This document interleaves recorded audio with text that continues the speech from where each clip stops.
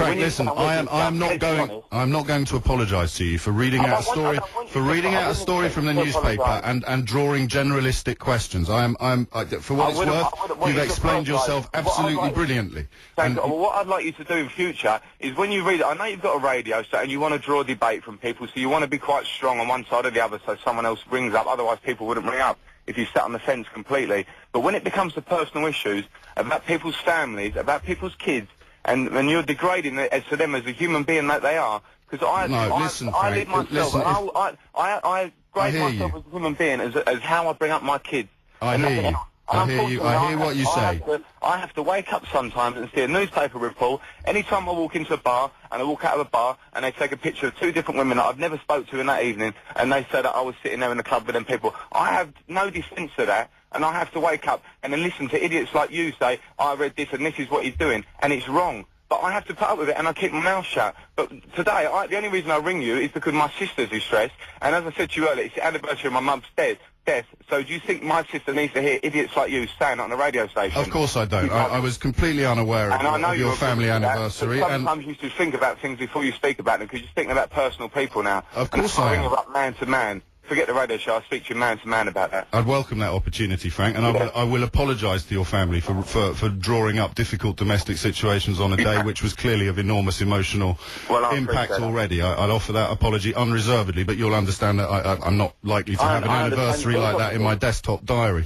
All I will say to you is this, okay, and you've made your case brilliantly, you've given me pause for thought, but you cannot expect verbatim first-hand quotes from the mother of your children when a man enjoys the level of publicity and profile that you enjoy to go unremarked by the general public. Now, you can call me an idiot if you want, you can call me whatever you please, that's your prerogative as a caller to this radio station. But to comment upon stories in the news is actually a very important and intrinsic part, not only of what we do as journalists, but of democracy and the public as a whole. So if the facts are wrong, you have more power at your fingertips to put the record straight than just about anybody else in Britain. It's astonishing you've chosen to do it this way rather than hiring an army of lawyers or an army of PRs. But anything that's been said on this radio station this morning has been said in response to comments that were genuinely given by your former partner. There's no speculation there. Listen, I agree with you there completely, but the unfortunate thing about this, right, is that my ex-girlfriend,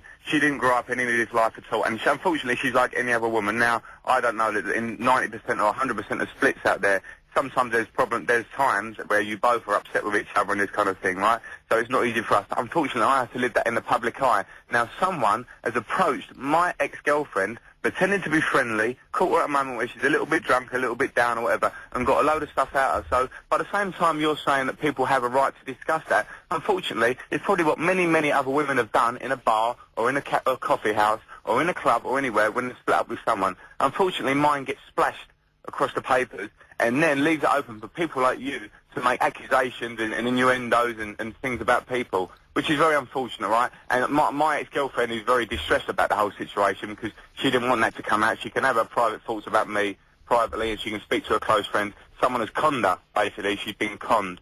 And by being conned, then comes out, and so now it's like a pure quote, as if she's gone and made a pure quote, sold her story. What she did was give her story away at a moment of weakness. Fair play. And that really is a statement of the culture of England and Britain at the moment, that someone would try and con a personal statements out of you to then be broadcast everywhere for everyone to debate.